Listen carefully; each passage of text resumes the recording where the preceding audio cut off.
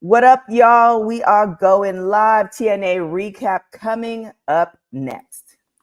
Hello, my name is Danny Luna, and you are watching Women's Wrestling Talk.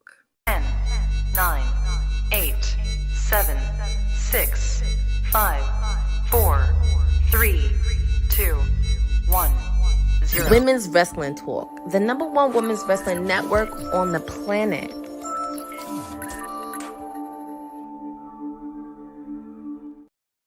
What up, y'all? Here we go. So TNA Live, we're in Vegas. So much to talk about, but I'm not alone. We're going to do the whole recap of TNA Rebellion. She is back. She likes us, y'all. She really likes us. Marine Shadows in the building. How are you doing? I'm great, TK. Thank you for having me again. Thanks for coming on. It's so this is like the good thing about having folks on the East Coast, because it's just like you can kind of finagle the time, and I am an early riser, so here we are. It works out. And yeah, same me. Same here. And Kyle's in the building too. He likes us too. What up, Kyle? What up, How you doing? I'm doing all right. I wish I had the weather that you got right now, but other than that, I'm all right. It's so LA and Vegas, it's not the same. Vegas is parts of LA is the desert too. Vegas is really, really hot. So I brought my dog here. So it's the first time in Vegas. There'll be a whole vlog about that. But there's like no grass. It's kind of weird. It's kind of weird, but the strip is great, but the living outside, we got an Airbnb. It's just like, I don't know. I mean, I guess if you're going to stay in your house 24/7, yes. But if you want to like sit outside on the porch at noon, that's probably not the best idea because you'll burn up. I feel like I'd need a couple of years to get to that point because I've lived in Michigan for 31 years, and our weather here is like the most bipolar of any state I've ever been in. So we get like 3 or 4 months of summer, and then after that, it's either rain or snow. There's no. Well, I was gonna be like, well, you'll fit right into New York because like at 7 a.m, it was beautiful skies. Now it's cloudy, and I'm like, why? I think that's everywhere. That's how I felt in Philly a few weeks ago. I ain't gonna hold you up. Yeah, I think that's everywhere because I feel like also being an East Coaster, it's not as cold as it used to be. Yeah, that's true too. That's fair. That's fair, and I'll take that over what we normally get. But I'm just saying, like everybody that like I know that lives in the West Coast that complains about weather, I'm like, yo, like when you live in Michigan and we get all the seasons, there is no like we get nice weather for 6-8 months of the year. We get all the seasons, and when we get them, it seems like Mother Nature is having a hell of a time when it gets here. So I'll give you that. We do complain quite a bit, but something that we don't want to complain about, I personally think, I was there live at the show, is TNA Rebellion in Vegas at the Palms. Overall, what did you guys think of the show? Ladies first. Okay, cool. It doesn't really matter to me, but all right, cool. Overall, it was very enjoyable. The one thing that I really like about TNA now is that they get it and they understand their product, their fan base, and like just how to put matches together. Like nothing is like really super over the top. Where it takes you out of watching the show. The fans are always good. The shots are always good. And they understand that like less is more when it comes to like TNA. So I had a very fun time watching Rebellion last night. Kyle? I mean, so I'm still trying to get to catch the full thing. I've seen everything that's happened at this point because I watch it most of the time from the Ultimate Insider thing, and for some reason that's not up there. But as far as the show, I mean, I agree completely with what she said in the fact that I feel like since TNA has kind of come back to TNA, instead of trying to keep up so much, I guess, with WWE and AEW, I feel like they're staying more in their lane and doing like knowing what works for their company. I think, what up though, Cody from our show checking us out. I appreciate you. But with that being said, like with Matt Hardy and all that stuff coming back, I like that at least a lot of the people that they're bringing back, except for like the new additions like Hammerstone and things like that, I like that they're catering to the fact that TNA audiences will know, like Sami Callihan coming back, TNA audiences will know. And with the matches, I mean, I've said this on this show before too. Like, I feel like TNA has some of the best action that you'll see in wrestling, period. I just think that it doesn't get enough eyes because of the network that it's on. So for me, all in all, I thought it was a great pay-per-view for them, and I like the names that we saw come back. For how long they'll be back, who knows? But I like the fact that TNA almost in a way has a feeling to me now where it's like, I don't want to say it's like an NXT because obviously it's not under the WWE banner, but like, look at Nick Nemeth, look at Naomi that came back there for a while, or Trinity, or whatever name you want to use. You've got all these people that have come back through there and then, kind of had like a resurgence of sorts. I like the way that TNA, I think it's smart for them business wise, because then you never know who's going to be in there. But I like the new vibe that we're seeing from TNA. Yeah, I agree. I was just telling you guys offline. Well, I'll tell you guys that are watching us. I remember watching Impact and going to Sam's Club. Like, even the vibe of the casino. If you guys are familiar with Vegas, it's kind of like an older Vegas, and then there's like a newer Vegas, and then there's like a supercharged new Vegas that if you go into one of those hotels, you'll be lost for days. Palms is a really nice, compared to Sam Clubs. No shade to Sam's Sun's Town, excuse me. Sam's Town is just an older casino, older resort, whereas Palms is like new and updated. Even the inside of it, where they had the pay-per-view, is amazing. No seat, to me, was a bad seat in the house. Shout out to Andreas. He was in the 200 level, but I saw him there. Like, it's just like, no matter where you sat, you're going to get a good view. So it's like the perfect kind of venue. And it's like, I agree with you, Kyle. It's like they know they're catering to their audience and they're catering to their level. You know what I'm saying? Like, I wouldn't say, your goal is always to be the best, but it's almost to be the best in your own lane. And TNA is being the best in their own lane. The graphics, the storyline, how they're telling the stories. They're not competing against anybody else. And that's like refreshing. They're doing them, period. They're not looking to the left and right. And that's kind of a really good thing. I think that's the resurgence of them. Shout out to the guy who was behind me who gave like the unasked commentary. It was just like, it's just a different vibe. But he was just like, literally, you could probably hear him in the pay-per-view yelling. He was talking about AJ Francis's head and like all these things. It was Leave my guy Dalla alone, bro. Yeah, at first it was annoying, then it was just kind of like, this is what I do when I talk to the television, so I can't hate on this man for doing it in public. So like, live your best life. But let's get to that. Let's get to the first match. We had the Countdown to Rebellion, ABC versus the Rascals. How did you guys like this match? I enjoyed it. Like what we were talking about beforehand, like with before we went live with like the whole Bullet Club thing.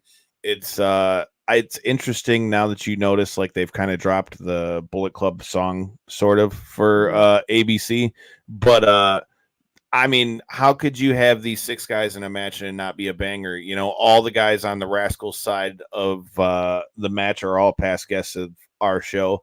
And so obviously I may or may not have been a little bit biased in this match. But with that being said, it was, I mean, like I said, how could you not have just action galore in that? And I feel like the X Division, or even a match like this that isn't being billed as the X Division, that's another one of those things like we've talked about, which might be a theme of this pay-per-view, in which that if TNA focuses on the things that make TNA stick out, like the X Division and all those kind of things, I feel like those are the things that are going to make them thrive. So definitely a good way to start the show. Marie? Yeah. I was cooking during the countdown, so I was catching the highlights like after the fact.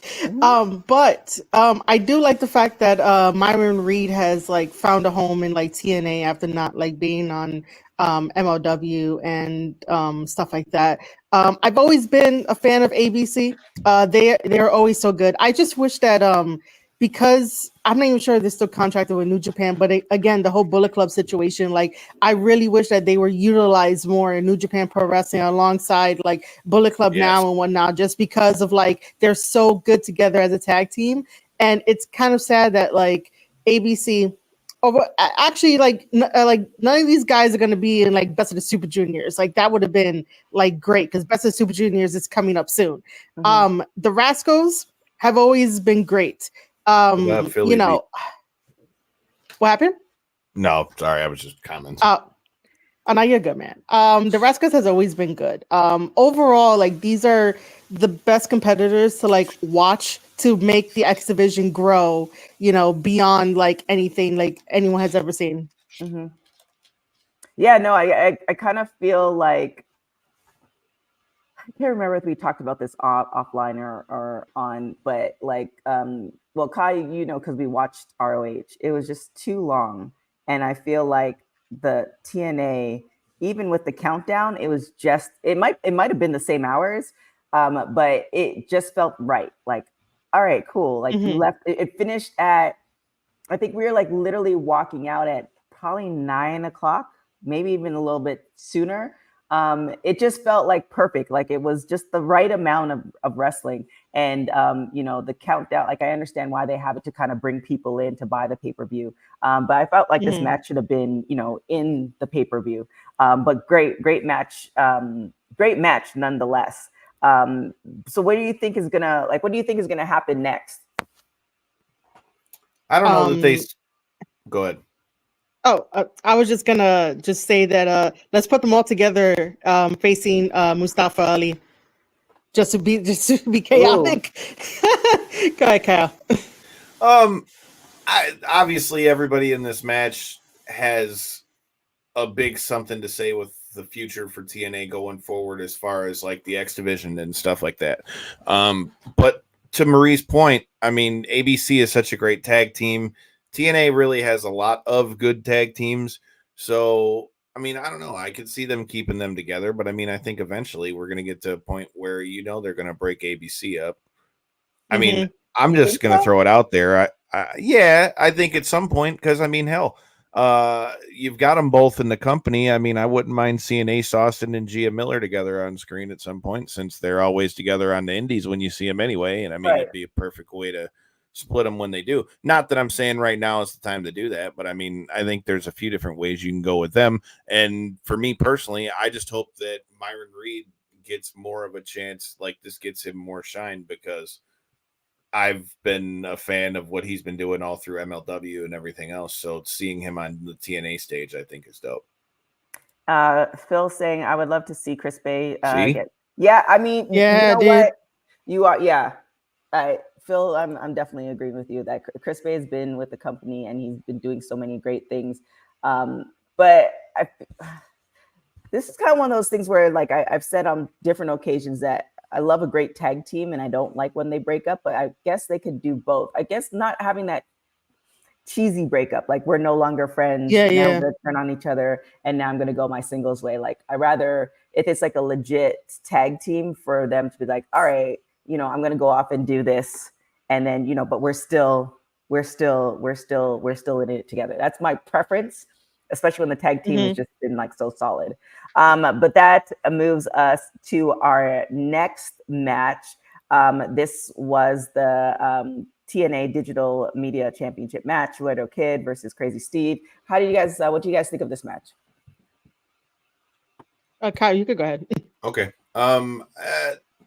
So it's interesting to me that it's for the Digital Media Championship, being that neither one of these guys are like the biggest digital media guy.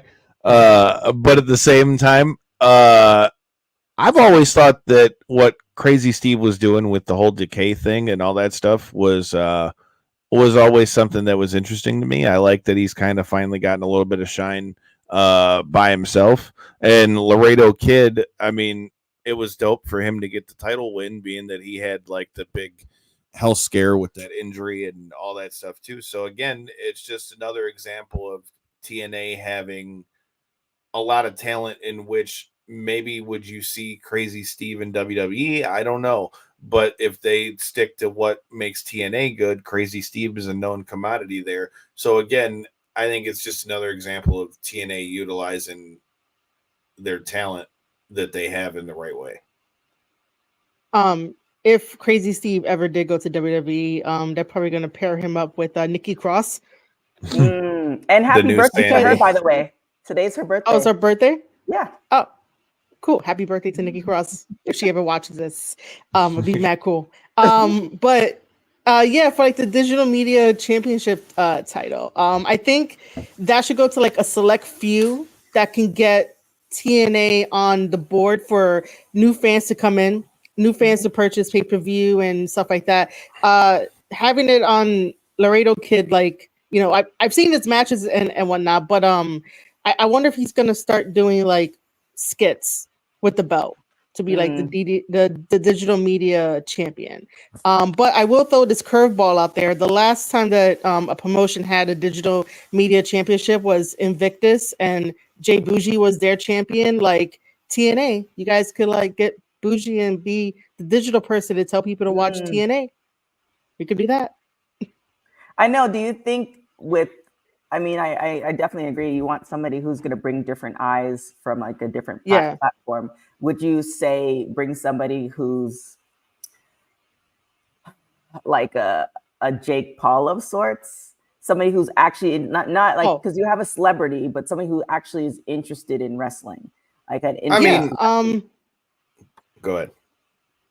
Yeah, I would definitely either like a celebrity or put it on like Matt Cardona or anybody that like talks a lot that like ends up you know, like to have that championship title, essentially you're supposed to be talking crap, but in a good way to get people invested, because like, you know, you could just get them interested in that. So whether that's a celebrity similar to like what Logan Paul is doing, bringing in like new eyes and bringing in his streaming buddies, or like someone that's in wrestling and they get it and they're a character, like why not put this belt on Joe Hendry? Joe Hendry would be a good one, or AJ Francis. How about, you know, you see AJ Francis all over TikTok, all over Instagram, all the reels, all the he can shoot diss tracks like it's nobody's business, which go ahead and check out our chat with AJ Francis. But with that being said, I don't know. He's somebody that jumps off the page to me. I mean, every time you see him at a show, he's got DJ Who Kid and whoever else it might be that's coming through these shows and things like that. If I'm TNA, I want to capitalize on that. If that's what we're trying to do, is call this the digital media championship, to her point, I think it should be people who have like that big presence on social media. I'm not even mad at when Jordan Grace was the champion, because she's all over social media. But to her point, I think that would be very helpful in them getting, you know, more eyes on the company. Phil saying they let Laredo Kid win, so they get some eyes, publicity on AAA. I mean, there's always, if that's the game plan, I mean, why not? I do like the AJ Francis spin, especially what happened last night, because obviously you don't want to put him in the picture with, you know, Moose, not yet, but that would be, because he would bring so many different eyes and so many, and it brings him legitimacy. Yeah, and so many eyes are on him already. So yeah, I think that would be a good play if it's not already in the works, because it's kind of, how long has he been with the company? It's like a little over a month, right? It's not too long. It's not too long. It's been a couple months tops, but I only say that because, you know, and to his credit, and I ain't mad at him for doing it, but you know, I mean, you've seen him in TNA, you've seen him in MLW, you've seen him do NWA. Seen him everywhere. Right. And that's my point, which is a good thing if it's somebody who's going to be a digital media champion. But by you giving him that digital media, not giving him, but give him winning the digital media championship, then you now are also solidifying him as a legit threat in TNA. Because to your point, with how short he's been in the company, I also feel like there's this kind of an aura of like, okay, we don't know if this guy's really here or really staying here. Yeah. Putting that championship on him would make TNA fans look and be like, okay, well shit, now he's won a championship. But like I said, with it being a digital media championship, he could then take it around to all these different places that he's going. I don't see why TNA, if I'm TNA, I wouldn't have any issue with that. Yeah. I like that idea. And then also seeing him and now we're like fantasy booking him and Matt Cardona. Like, yeah, he's got to get the indie god. Oh my gosh. But the last match that was in the Countdown to Rebellion, Spitfire against the K. Great match. What do you guys think of this? You can go ahead, Kyle. Okay. So I like the fact that they've brought Decay back together. I just like that. I liked the fact that they had went away from Decay for a minute to kind of show, like, I guess, the other personality for Havoc and Rosemary. But I like the overall vibe of Decay better. The team of Danny Luna and why am I drawing a blank? Anyway, Spitfire. I'm drawing a blank on names right now. There you go. That's what I was trying to spit out. I feel so bad because I see her in Detroit all the time too. But with that being said, I like the vibe of the team they got, because at first I kind of was like, okay, is this going to be a team where they're just kind of thrown together? You know what I mean? Like, okay, we're putting this team together. Okay, they won the tag titles. I think that this run has given them both the opportunity to be able to be solidified as threats on their own, no pun intended, with the fact that Danny Luna is still very new in TNA. You know, she's part of Subculture, but then to break off on her own and then them to go do their thing, because the difference with the TNA women's tag titles is it's a lot different than WWE in that I feel like they still are looked at as more of a big deal. So I think that this run is good for them both, and for them to be in there with a team like Decay, who's obviously been established for TNA for a while. I think it's a good look for both of them. Yeah. No, yeah, I like I remember I got the opportunity to interview both Danny and Jody separately before they became a team, and the progression was nice. If you watch them on social media and their interviews and stuff like that, like, you knew it was coming, versus sometimes you see tag teams and you're just like, wait, when did, like, they might be road buddies or whatever, but you never see it and you're like, wait, how did this happen? And I do like the Danny did mention it as far as them both being from the Commonwealth, one from Canada and one from the UK, so there's some similarities there, so that was a great thing too. Yeah, it was a great match. Spitfire ended up winning. What do you think is going to be next for them? I don't know, but I will say that when it comes to women's tag team from TNA, is that they always give tag teams a chance. It doesn't matter, like, anything behind the scenes, like, a tag team will get a chance to, like, show off and show out. And that's what I really, like, respect about TNA. Now, as far as, like, what's going to happen after this one, because Spitfire got the win, they're probably going to face all the other tag teams, which I am not caught up on, like, who else is a tag team in the women's division. But I know, like, Masha is definitely, like, making a name for herself. But isn't she tag team with Jody as well too, or did they break up? No, they were MK Ultra. Okay. So yeah. Okay. So it wasn't Jody. It's the other redhead. Killer Kelly. Okay. Got it. I was like, wait a minute, she was with, like, somebody that I remember. It could be them next. We could end up getting another one of TNA's, like, famous, like, hardcore matches for, like, the women, which I can't remember off the top of my head, like, any of the gimmick matches, but we'll see down the line.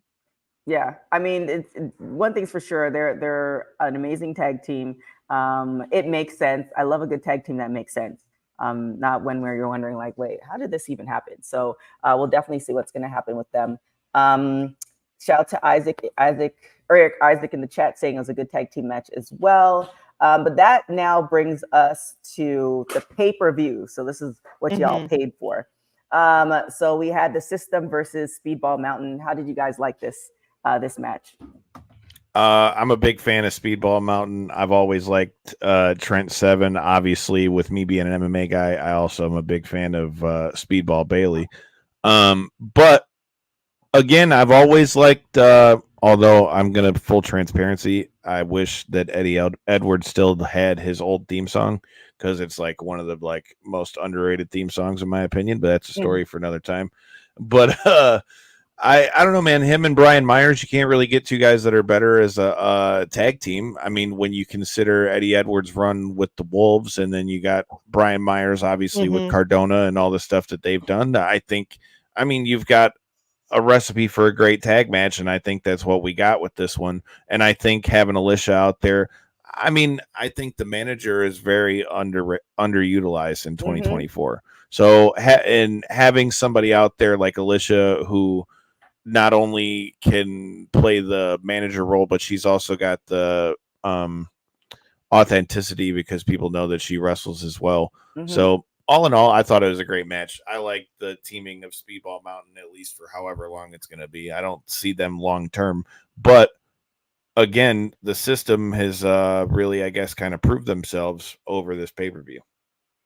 Phil saying Eddie Edwards and Brian Myers are a legit tag team. Oh yeah, they are. And shout out to Alicia. The dress she was wearing was fire. But I definitely agree. The manager role is definitely underrated, and she knows what she's doing. She's interacting with the audience. She's doing camera work. She's going it's not. Here I am. I look pretty, and I'm just cheering I'm cheering them on. So shout out to her as well.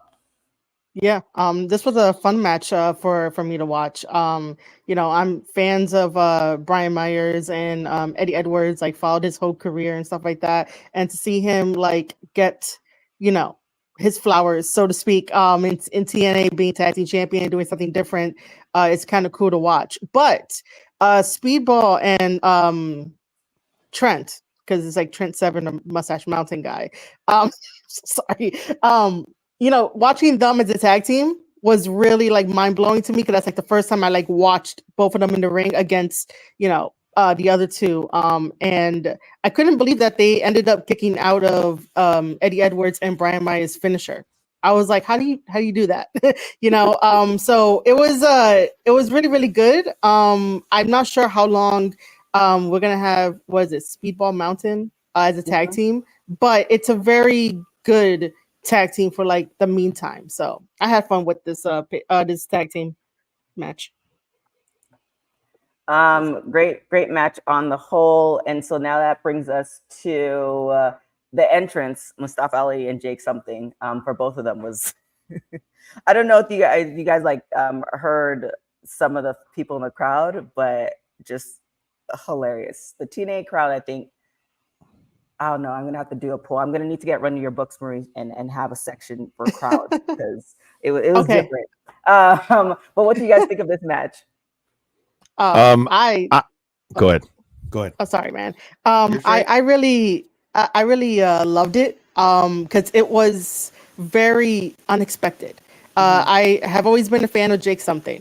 I've always been a fan of Mustafa Ali. We share the same birthday, so I'm that's awesome between me and him. But Jake something has been a monster since I first saw him on the scene, and he's super great, super talented.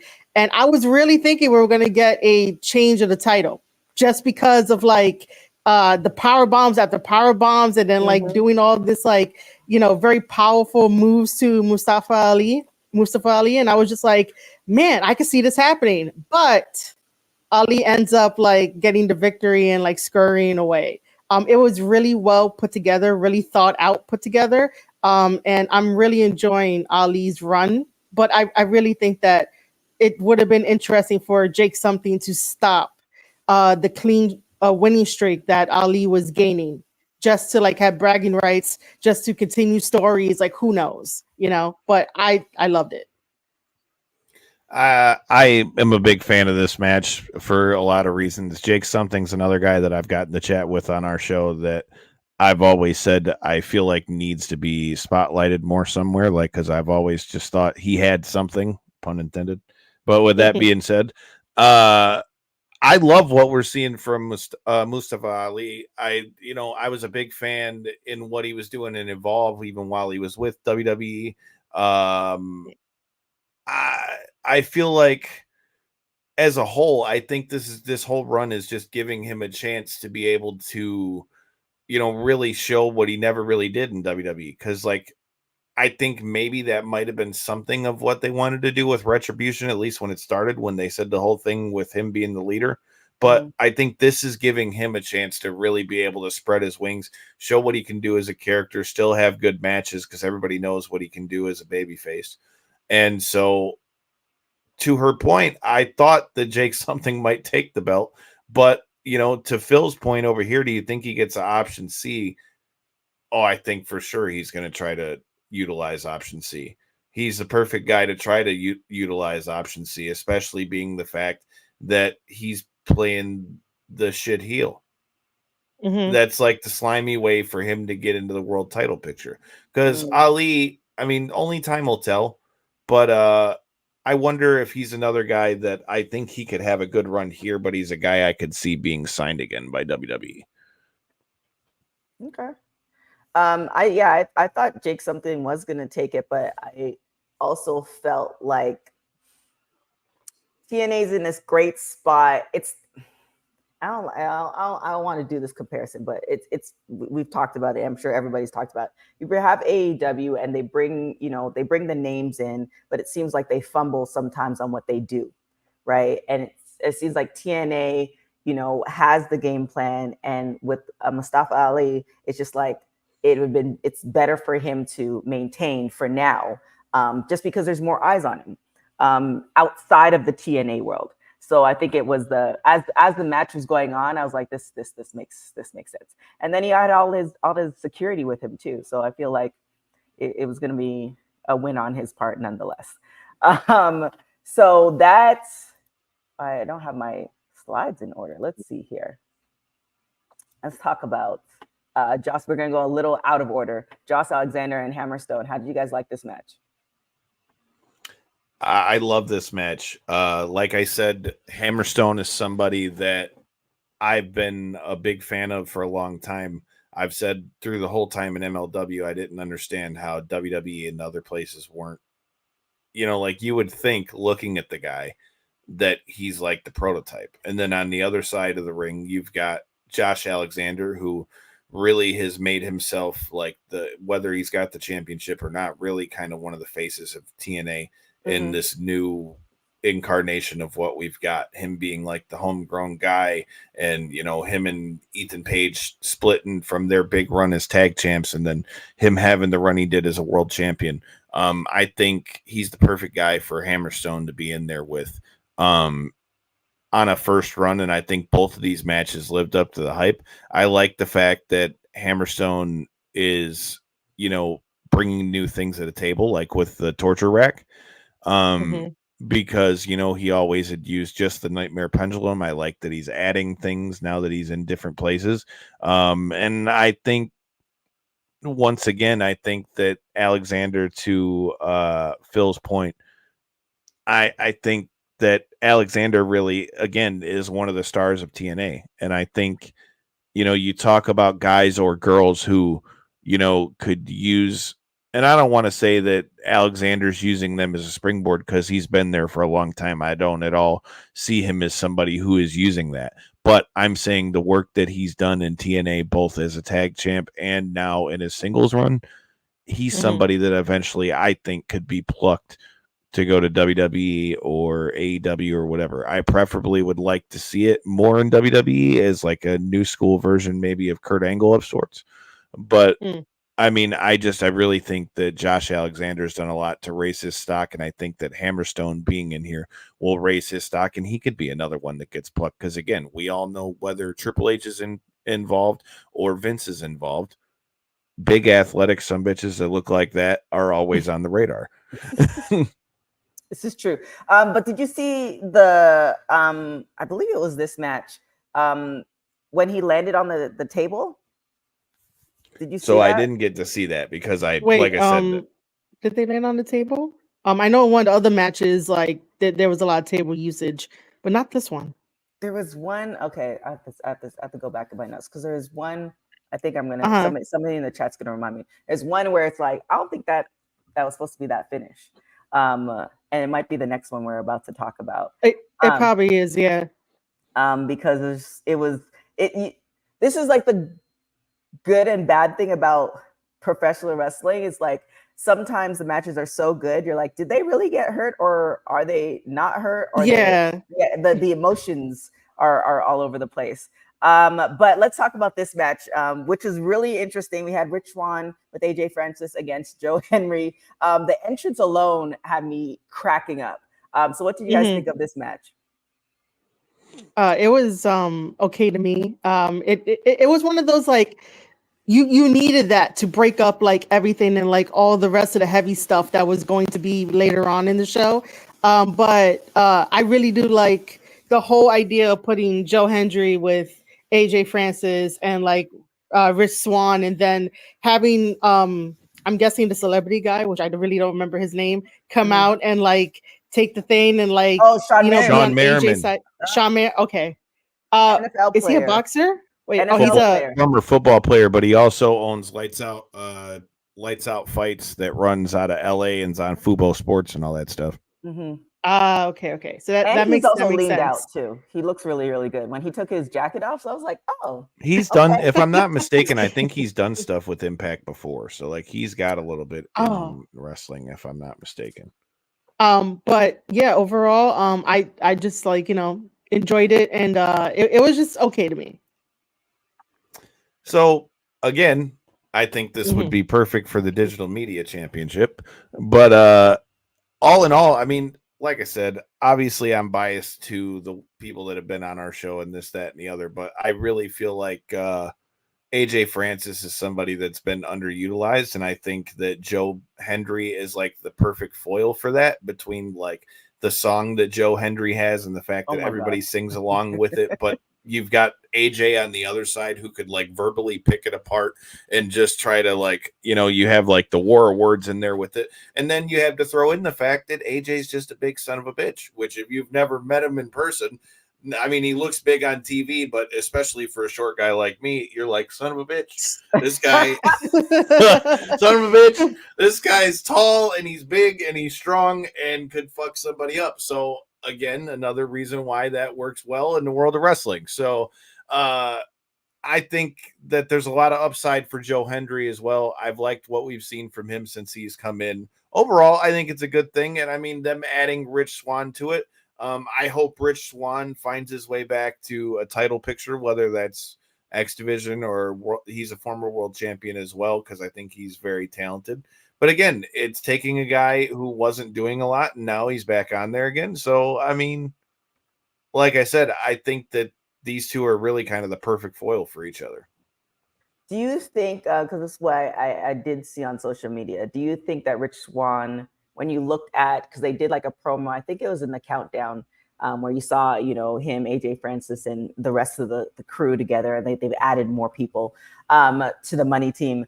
Do you think he looks like he belongs? Because a lot of people on social media are like, yeah, this doesn't make sense. I think that's because he's already had so much success on his own. I think a lot of people are saying that because, I mean, people that are, again, TNA is doing a good job of catering to their audience, right? Social media, you don't always get people who maybe have kept up with everything that's in TNA. I think some people that are saying that kind of stuff, I would imagine, are probably people who have watched TNA a bunch, or WWE for that matter, and look at him as like, okay, Rich Swann was the former world champion and the tag champion and the X Division champion. I mean, he's already done most all the stuff you could really do in TNA. I could see it from a standpoint of people being like, okay, well, maybe it's a downgrade, but anyone that watches wrestling, everybody kind of has that cool off period at some point. Yeah. So if this is a way to plug him back onto the TV, because eventually they'll have to break up, and then who knows what they do with him from there. But to me, I kind of just think the only reason why there would be any backlash with that is maybe people that know Rich Swann's accomplishments individually. I don't think it was a backlash. I think it was just more of like, it's kind of like when I talk about like the tag teams, like some tag teams is like, oh, this makes sense. And then some tag teams like, yeah, I don't know if this makes sense. I feel it. I think it's too early to tell. We'll see. But I can feel that though, for sure. I was going to add that, as much as I know Swann's career, like, as a fan, you're like, yay, all these accomplishments are awesome. And then seeing him with AJ Francis, even in my mind, I was like, wait a minute, what did I miss? Like, how did this happen? However, in the wrestling business, you do have to adapt and evolve. And some of those decisions may not make sense to like the fans, but a wrestler might be like, well, let me try this. Let me try this out. Let me be a heel in a different way where like you don't really necessarily see them how a normal heel would be. You know, this is different. You're going with AJ and his group and stuff like that. So people might be like, oh, this doesn't make any sense. But it's the wrestler to adapt. That's all about the business. Is like adapting. Yeah, I like Phil's comment. I think this match was solid. I love Joe Hendry.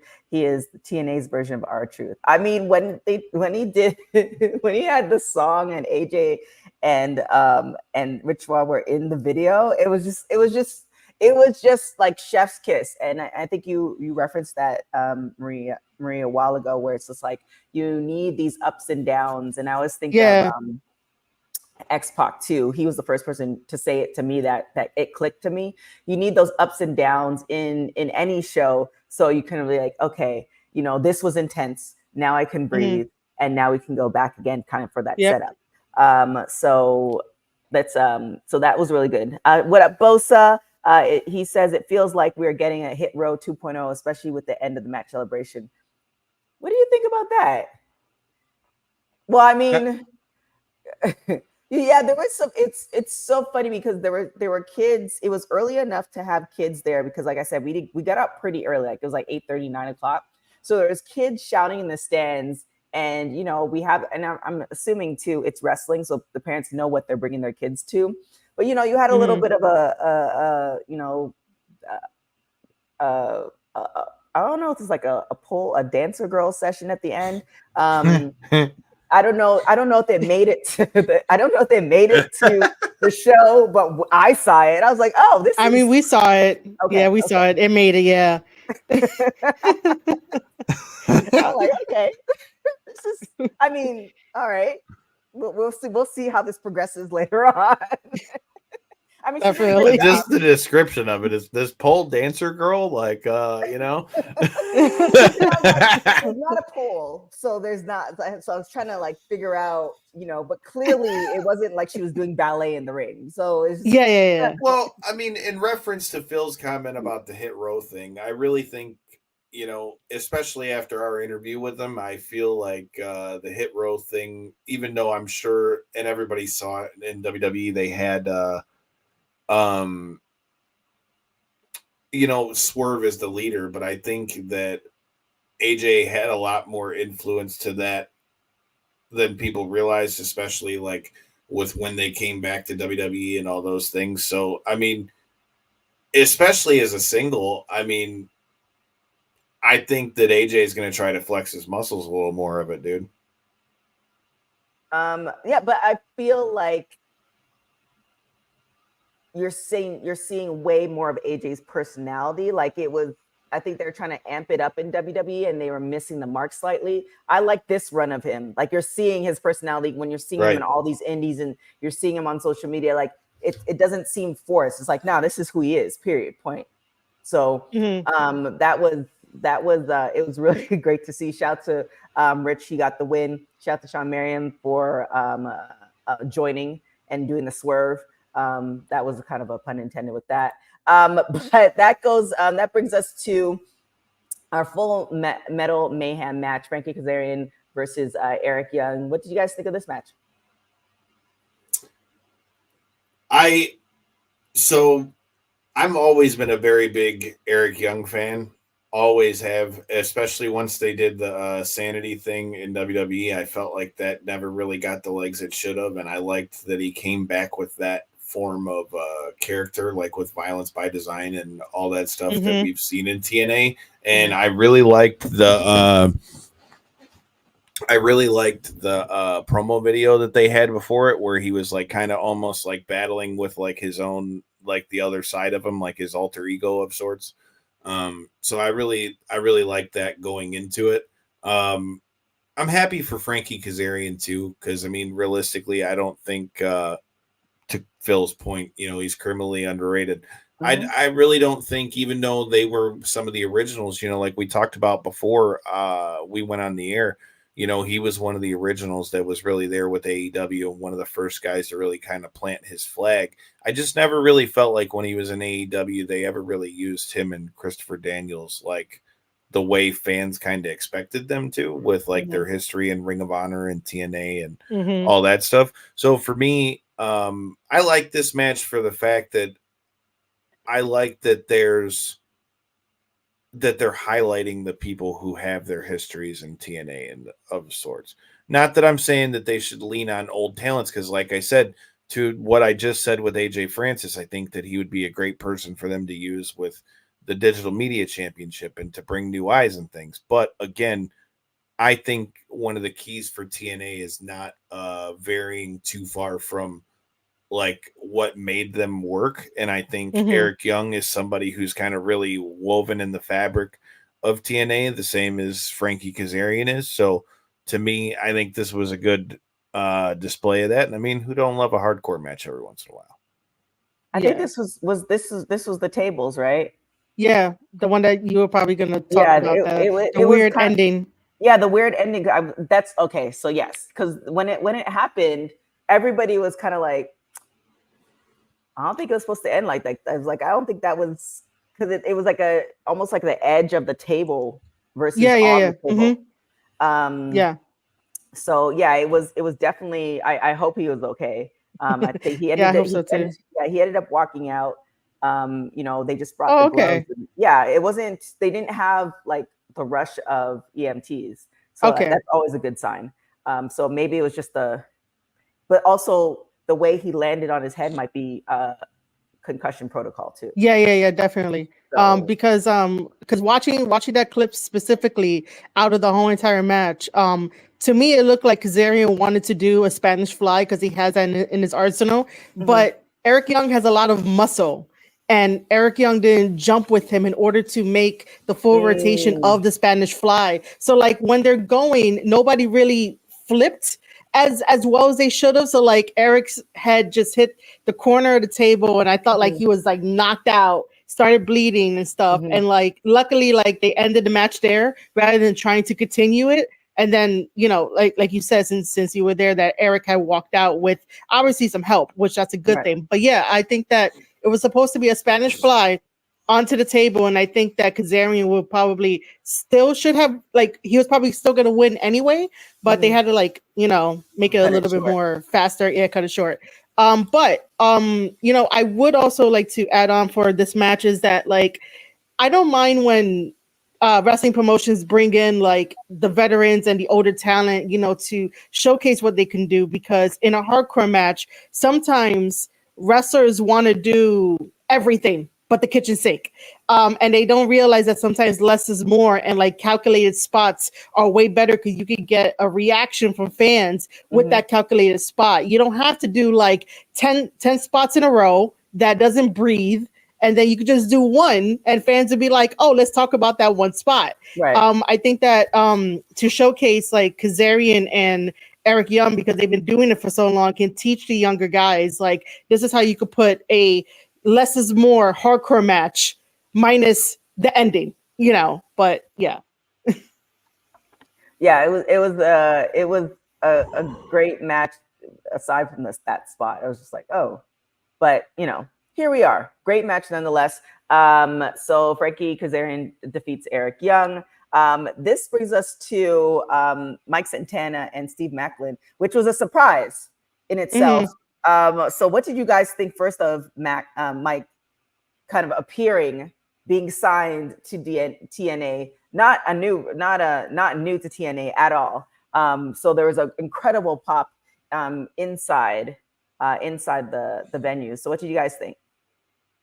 I think it's a great pickup. I mean, again, this goes back to kind of what, like I said, that's why I kind of feel like the theme of this show for TNA is sticking to what they know. I feel like in a lot of ways. And I mean, I don't mean that as any sort of like a knock. I just feel like we talked about with AEW, right? Like you can bring in Will Ospreay, you can bring in Saraya, you can bring in Mercedes Moné, you can bring in any of them. You know what I mean? But it's always about how somebody's going to mesh with your audience. Bringing somebody in like a Santana who already has like a built-in a built-in history there with LAX and everything else there. I think is a great thing. I think him being back in TNA is good for him because clearly from what he said in interviews, he wasn't happy anymore doing the team with Ortiz, even though they were an amazing team. So I think TNA is the perfect place for him to really try to reinvent himself. If he's going to be able to do that somewhere where he's maybe a little more comfortable. Because I don't know that he's a guy that I would necessarily see getting picked up from WWE. Not that he couldn't, but I think he's a guy that would be more suited for like an Impact MLW type thing, at least as a single. So him coming back and getting to have a match like that against Macklin, who's another guy who reinvented himself when he went over there to TNA, I think it's a perfect matchup for it. I feel like something tells me I think we could see Steve Macklin, moving somewhere else soon. So again, good match for Mike Santana to come into. And again, it looked like on the pay-per-view that the crowd was hyped for him coming back. And ultimately that's what you want for a return. Yeah, they it was absolutely it was everybody stood to their feet. It was a really great match. I just remembered to backtrack because remember I was thinking, oh, somebody landed on their head. It was the thumbtacks. That's for like Josh Alexander and Hammerstone when they did the That was okay. Yeah. I was remembering violence, and I'm like, which violent? Which one, right? It scared me. They did the close up of they're taking the thumbtacks out of his thigh. Yeah. Like, oh my God. I was just like, oh man, what are we doing here? I really did like the fact that Mike Santana came back to TNA. Like that's his home. But to go with Kyle is that I would love to see Santana show up in MLW, show up in New Japan Pro Wrestling, and branch out a little bit and not just stay in TNA and whatnot. His match against Macklin was great, and I love watching Macklin as well. He reinvented himself like so great. But I'm happy to see him back. But yeah, that's basically about it for Santana. Somebody just said it. I think it's shout out to Shell Wrangler for joining us. It's put up or shut up time for Santana. I hope TNA doesn't rush things with him. He has a lot of potential. I definitely agree with that. I'm really curious to see. I think TNA to me feels like there's an open door policy, and it's like come back, which is smart. Come back. There's no beef. Even if you go to wherever, you can always come back. You can always try to reinvent yourself. You have that room for creativity. We're going to listen to you.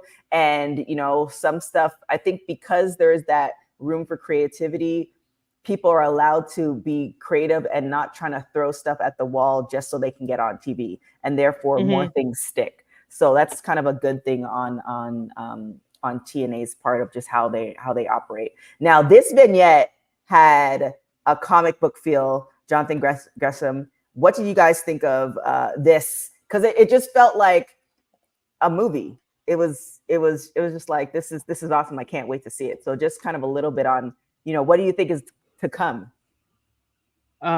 It's interesting because he does the whole Cthulhu thing that I'm not like too well versed on, but it was interesting. It caught my attention. Now we get to deal with two different personalities of Jonathan Gresham, which I think can be beneficial because we all know him as like a technical wrestler, like the technical wrestler of like Bret Hart, Owen Hart, that type of like strict technical wrestling. And I love technical wrestling, but I do want to see another side to Jonathan Gresham. Maybe he gets a little meaner, a little aggressive. Who knows? I just want to see what happens after this whole vignette. I like it for the fact that, to your point, I watched Ring of Honor, and I watched a lot of Ring of Honor before Tony Khan bought it. I was really hoping that Gresham was really going to get a chance over there to really kind of blossom in a way over there because he's, one of the stalwarts of Ring of Honor. But with that being said, I like it because at least now it puts some sort of personality with it. To Marie's point, obviously everybody knows that he's one of the best technical wrestlers in the world. I mean, if Mhm. you watch wrestling, you should know that.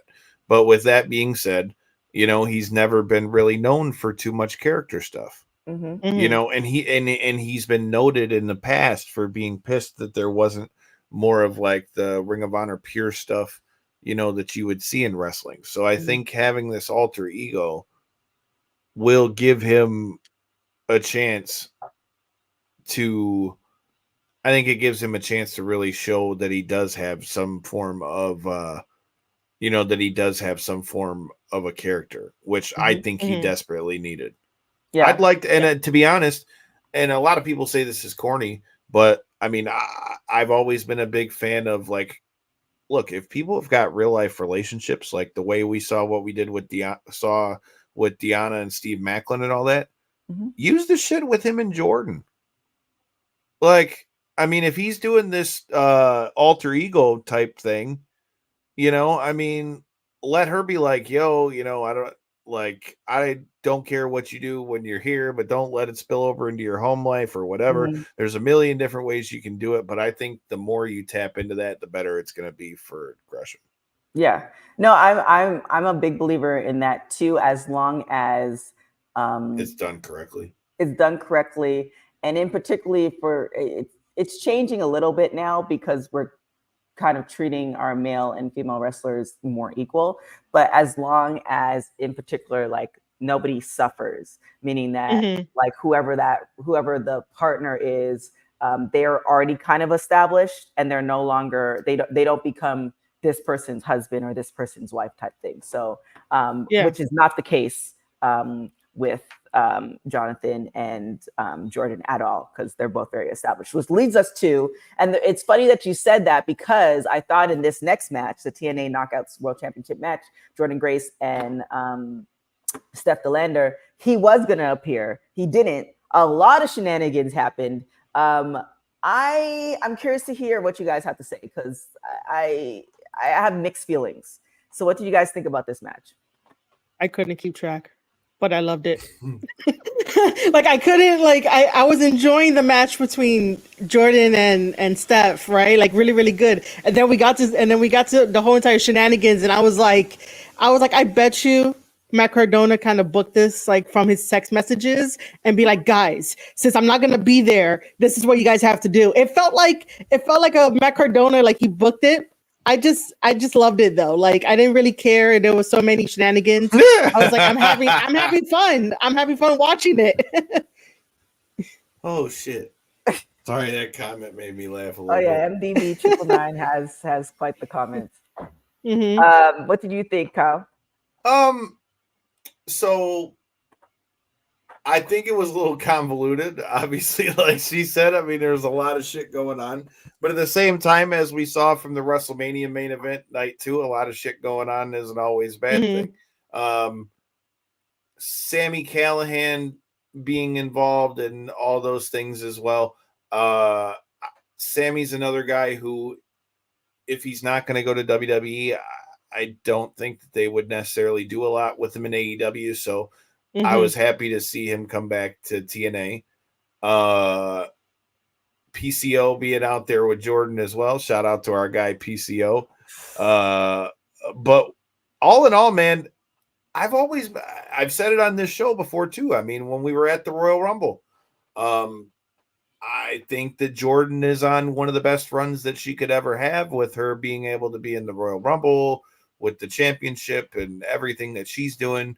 And I think TNA is doing a better job than a lot of the other companies do. And to Marie's point, being able to, you know, really showcase the women on a similar level as what the men are, Mm-hmm. you know, where even in an AEW or whatever the case might be, I don't feel as though like the women and the men are always on same par. So I think TNA does a better job of that. I think it was a car crash, but I think it was supposed to be a car crash. So all in all, I think it was a good thing, and I think the right person won. Yeah, mixed things. I thought that Jordan was going to win. However, there was a moment where I thought Steph was going to win, and I was like, okay, Hmm. um, Jordan is going off to do other things. That's kind of what I thought. Then all the shenanigans happened. Yeah, it was definitely a car crash. I think part of me was like, well, why does this have to happen for the women's title match? Like, I understood the reasoning behind it, but it also kind of felt like there was just like too much. There was just like way too much going on. However, the right person won. And yeah, with like, yeah, I don't. It was just kind of like Jordan could do it on her own. And I understand it was almost like what 3 or 4 against 1 at one point. So it's just kind of like, okay, obviously she needs some help. That's where I thought when the lights went off, it was going to be her husband almost debuting. That's what I thought. But yeah, it was just a lot. And it was so funny because the guys behind me, that's exactly what they were saying. Was just like, okay, well, like she doesn't need all this assistance. Like she's Jordan, insert the swear words Grace. So it's kind of like, why are we doing this? But yeah, I don't know. I'm not. Somebody said it in the chat. It was just kind of like, it was the match. It was definitely overbooked. Yeah. Overbooked really well. I guess. Yeah. That's the long and short of it. But yeah, Jordan is the victor. So what do you think is going to be next for Jordan? I don't know as far as title challenger necessarily, but I think that Jordan is going to have a long run with the belt, though.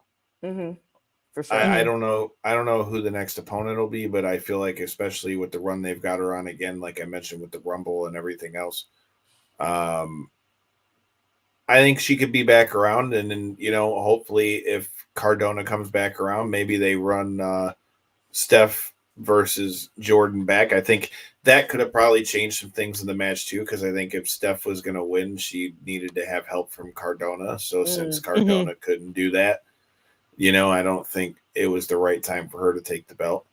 But again, I just think she's on the run as the champion. I think it would be cool if they inserted Jonathan Gresham, even maybe if by the time Cardona comes back. But we'll see what happens. Yeah. Yeah, that's it. They had some funny moments. It's almost like that particular match had everything. It had the, oh, this is awesome, and it had this is strange, and this is funny, and it kind of all wrapped up into one. But that brings us to our final match of the night: Moose versus Nick Nemeth. What did you guys think of this match? I'll let you go first, Marie. All right, cool. I really enjoyed this. I've always been a huge fan of Nick Nemeth, aka Dolph Ziggler, no matter what. And I'm also a fan of Moose. However, Moose was scaring the shit out of me because the way he was like turning and like floating up in the air and doing all these flips and everything. And I'm like, sir, you are mad tall. You can't be doing this, like one wrong move, like that's it. Like you can't keep doing this. However, it was a fantastic athletic match, and like Moose always puts on these really athletic matches that I'm like, this is really good to see. At certain points, I thought like, Nick Nemeth would have won, but then again, he would have been double champion. He would have been champion for TNA and then still holding the IWGP Global Heavyweight Championship title from New Japan. But luckily Moose managed to retain. However, I don't know where we go from here with Moose. But I really did enjoy the main event. That was I don't want to say masterpiece because then people might get upset at me, but that's what my brain thought. It was a really good main event. I really loved it. Huh? I think it's a great match for Moose to be in there with a guy like Nick Nemeth. I think this match just shows why, like, anyone that really watches wrestling, and I would argue most fans that really understand wrestling would all say the same thing, that Nick Nemeth, Dolph Ziggler, whatever name you want to use, he's been criminally underrated. From when he won the Money in the Bank and had one of the best cash-ins they ever had to what he's been doing since he's been out of WWE. I think Nick Nemeth is showing why he's a perfect example of somebody who had all the athletic ability and all those things going into it, and how all that time up there in New York really helped him out. I really feel like he's going to be able to put that shine and put that spotlight on a lot of people in TNA, and for it to be with a guy like Moose, who Moose is a guy who has openly said that the reason why he went to TNA versus WWE and things of that ilk being that, you know, they would utilize him as a star, and him getting to be in there with a star like Nick Nemeth is only going to make him be an even bigger commodity for TNA, I feel like, because I know he just re-signed with them.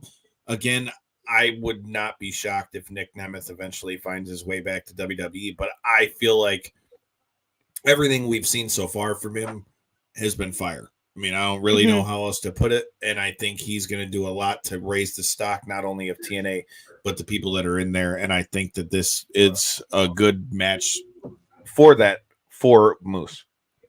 Yeah. You think Nick is gonna? You think he's gonna end back up? I feel like I think he'll be back in WWE 100%. Really, I feel like he'd be Hall of Fame, but I don't think he would do a run back in WWE.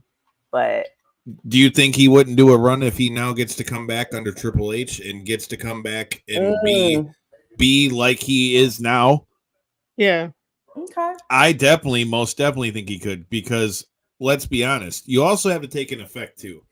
And I could totally be talking out my ass with this, but take into account that the guy is one of the hosts on Busted Open, right? So they have to talk about AEW and all that stuff. So he hears what everybody else says about that. He hears and sees all the things that are going on with locker rooms and all those things. And he said himself how there's a reason why WWE is what WWE is. Right. You know what I mean? And why when people come out of there, they say you don't really understand a lot of these things till you're in WWE. So for me, if he's not going to be out doing what he's doing right now and kind of getting to go everywhere, whether that's TNA, New Japan, he was just at a indie show here that Rhino ran wrestling just 2 weeks ago. If he's not going to be doing something to where he really kind of has freedom as to where he's going to go, I feel like this whole tour is just reminding. Look, it's like Jay-Z said, you know, I mean, allow me to reintroduce myself. You know, y'all must have forgot, Roy Jones said. Right. I think he's coming back and he's going to remind motherfuckers why he should have been a lot higher than he was in WWE. Now, again, I could be biased because I'm a fan of him, but I just feel like, given the landscape of how everything looks right now, if he's not going to be out in a way where he can do what he wants to do, the only other place for him, a guy like him, to go is WWE. I feel like you just swayed me. I feel like if he does like one good, well, because you know what, it's funny because when he left, he said he was kind of like over it, and even when he had that weird contract, like I think it was like a 5-year contract where he was able to do his comedy and other stuff when he was with WWE, it just seemed like he was just burnt out. And now this one just seems like he's, you know, reinvigorated. He wants to be a wrestler. He wants to be he's allowed to kind of showcase his ideas and stuff like that. So now you have me swayed. And under this Triple H era, because we're in this Triple H era, you know, there's so many possibilities. Us on top of, you know, NXT being in play with so many younger talents. So there is that. Moose does come out the victor in this match. Amazing match. I don't know how Moose, and I'm sure it's on YouTube somewhere, I don't know how Moose keeps getting more physically fit. Like, it's every time I see him using, it's crazy. And also to wear white trunks and not have a stain on them. That's like, y'all try wearing all white to full transparency. The first thing that popped in my head when you said that is, for all the Philly B who watches our show every week and those that follow MMA, the first thing that made me fucking think of is there's this guy Cody McKenzie that was fighting in all white shorts, and then like they caught like some kind of stain on his shorts, and that one picture got put all over social media. Yeah, it's a million fucking times. That's impressive because you know he's using cocoa butter. So you know that's for that. He remains victor. However, the lights go out Mhm. again, and Matt Hardy appears, which was insane. What do you guys think of this? So, I've always been a fan of Hardy Boys, Matt Hardy, and stuff like that. Uh, so this is gonna be like 50-50 me here talking about this. If the 50% part of me is that if Matt didn't have any real life baggage attached to his name with all the shenanigans and everything else, I would be like, all right, cool. He's in TNA doing the whole delete gimmick. Mhm. The other half of me being the analyst, even though my brain wants to be like, why is he here? Like, I just don't get it. I think that like with someone like Matt Hardy, he needs a break from wrestling. He needs a break from being out from like the spotlight for a little bit and recharge and get his family like back in order, get him back in order, get his mind back in order before he comes. I love you too, MD. Before he comes back into wrestling, I think that it was, I don't know, man. I don't want to say rushed to be put back into TNA, but like, it's sort of like, man, just take your vacation. Wrestlers, take your vacation. It's okay. So I'm not too thrilled. I'm just like, okay, you're here. What else can you do? Like, I don't know. Okay, so I've got a little different take on this one because, like I said, I literally just interviewed the guy like last week. He was here at Comic-Con, and I didn't get to talk with him for very long. You can check that out on Knockouts and Three Counts. But with that being said, one of the things that he really harped on when I asked him about what he wanted to do after leaving AEW is like, he said that he wanted to do things on his terms. Now, while I agree with your point that he maybe might have been a little bit better served with, a little bit better served with, a little bit of time off. I also, again, I go back to the same thing that I just said with Ziggler, though. I feel like although you say take your time away from wrestling, AEW was not really doing shit with him. Right. So realistically, the Hardys haven't really been doing a whole lot. See, it's in the comments. AEW booked him bad. And with that said, I think a lot of these guys, especially people like a Matt Hardy or a Santana or whomever who have had a history in TNA, I think that TNA is really becoming the place where guys say, okay, insert company letters here, whether that's WWE or AEW, didn't think I was shit and booked me like shit. Let me go to TNA or New Japan or wherever and show you what I feel like I should be, what I think I should look like. And I think Matt was always very proud of that broken character and said himself that he felt like WWE never completely utilized it. He never completely utilized it the way that he thought it should have been when they did the run with Bray Wyatt. Because I'll be honest, especially, and it totally could have been Matt just doing that, to get buzz. Because obviously, if anyone understands how the way the wrestling business works, it would be him. But, with him retweeting the stuff that WWE was putting out with the whole Bray Wyatt thing, I wouldn't be mad at an idea of a Wyatt family with him involved in some way. And let's not forget, read what his tweet said after the show. I'm still a free agent. I can show up where I want, when I want. Again, another thing that I think is smart that TNA is doing. Now, I'm sure they'd like to be able to lock a lot of these guys and girls down for long periods of time. But if you're able to catch that lightning in a bottle like you always hear about and be able to have a 2-3 month run, whatever it is, where Matt comes back and it's the talk of wrestling because he's brought back the broken thing and all this stuff, whatever, well, then that still benefits TNA. And then if he does go back to WWE, it just springboards him back. Me personally, I think it's probably WWE telling him go do your thing in TNA and get your legs back under you before we run this kind of stuff. Because I really do think that he's destined to go back to WWE at some point. Well, nonetheless, it was a surprise in itself. The crowd went crazy. And also, too, 100%. what you were saying as far as him being a free agent, the thing with TNA, they let their stories breathe. So it's not like Yes. other places where it's like, okay, well now you're here, and they try to force them to do all this stuff. So it's you can still be a little bit of a vacation, and do you really need a vacation if you're doing what you love? But True. we'll see the balance of everything. But it was a great way to end the nights. That is for sure. Just the them telling Moose to turn around, and he's like, oh my god, like I just those little nuances that really stand out as far as somebody being a wrestler and somebody being a wrestler and entertainer. The way he sold that, like, it was really cool. And again, the shout to keeping those white trunks still white at the end of all. Very impressed. But with that being said, Marie, the analysis, where could everybody find you? All right, so I'm Marie Shadows. I'm the host and the creator of the Square Circle podcast, and I also have a wrestling planner for you guys, which is basically for content creators, podcasters, even wrestling fans. It comes with a full-blown like daily show that you can write in, even a blank calendar, so you can get it at any time of the year. And even a travel budget, some notes, and a favorite section of mine where you get to have your own star rating, which I took it from like Uncle Dave, but you guys can make it better by coloring in how many stars you want.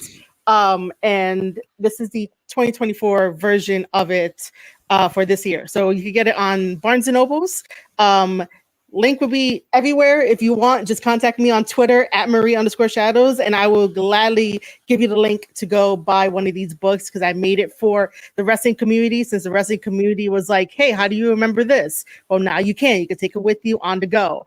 Other than that, I do have a link in my Twitter where it links to everything that I do in professional wrestling, including like my website and like my own streaming places and where to buy the book and all that. So Twitter at Marie_Shadows. Boom. And Kyle, where can everybody find you? You can find me at Detroit Knockout, Detroit NOKOUT on Twitter and Instagram, all that good stuff. Yes, it was my gamer tag. But with that being said, you can also find me Tuesdays and Thursdays, or 9 p.m. Eastern is usually our normal spot on Knockouts and 3 Counts. Make sure you check us out. Like I said, we just had Greg Gagne come through. We just had Matt Riddle come through. We just chatted with Matt Hardy. I just got to do the movie premiere last night for The Unbreakable Bunch with Ernest the Cat Miller, Glacier, DDP was in it, Haku. You had a whole list of people. Stan Hansen knocking people's heads off, so there will be interviews to come from that as well. Plus, like I said, we cover the combat sports side of things. So with all that being said, man, you can check us out there. Thanks for the opportunity. As always a good time to chop it up with you guys. No problem. Just so happy that you guys like us to come back. But yeah, incredible show. Can't wait. I mean, TNA is just doing it. I mean, they were doing it before, but it's just this, I don't know. It's kind of like when you look at your old pictures when you first started on Instagram, and now the pictures are just more crisper. That's what TNA feels like. It's just another. It was already great, and they just added another level on. I just still stick by what I've been said. No disrespect to Anthem at all, but good God, I hope they get on a bigger network. Hope to God that they get on a bigger network. Like I'm not trying to shit on nobody, but them being on Access is a lot of the reason why people don't know as much as they do. Right, but I mean, they do have. I mean, I have my YouTube description. I use the YouTube. I use the YouTube thing too. That's how I watch it. But I'm just saying, as compared to like AEW or WWE, it seems like it's a lot more easily obtainable a lot of times than TNA is. Yeah. Well, yeah, we'll see. It just if they do once they do that, hopefully it's a network that appreciates them. Like that part. We'll see what happens. But not Destination America. As far as everything, you guys can follow me on everything everywhere at TK Trinidad. Make sure you check out Women's Wrestling Talk on all streaming podcasts. We did drop an interview. We dropped actually 2 interviews with the King Bees, one at NWA last week, and then one this week. They are now 2 belt champions, so shout out to them. We also dropped another interview with J Rod. She is one of the wrestlers from Knox Pro. Really great. You should, if you're not following her, you should follow her because she's on the rise on so many levels. So definitely check out all that stuff. But other than that, thank you guys so much for watching Women's Wrestling Talk, the #1 women's wrestling show on the planet. Till next time, guys. Ciao for now. This is the Draw the Death Machine, Sammy Callahan, and you are watching, you are listening, and you are supporting Women's Wrestling Talk. Thanks for joining WWT. Don't forget to like us on all social media platforms at WWTalkpod. Like and subscribe on all video and audio platforms, like yesterday, my G. And check out our website at www.talkpod.com. Thanks for watching Women's Wrestling Talk, the #1 women's wrestling network on the planet.